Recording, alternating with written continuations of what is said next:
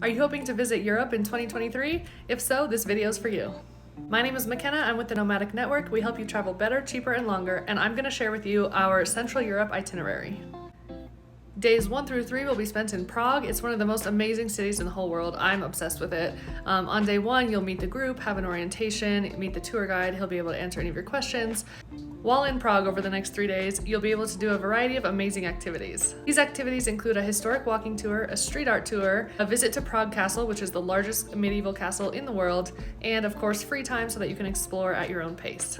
Days 4 through 6 will be spent in Vienna, another gorgeous European city. In Vienna, you'll also be able to do a walking tour, have some free time, visit a traditional coffee house.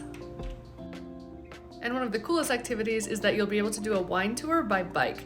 Days 7 and 8 will be spent in Bratislava, and I should mention that to go from city to city, you'll be taking the train. In Bratislava, you'll also do a walking tour as well as a tour of the castles, which have amazing views of the whole city.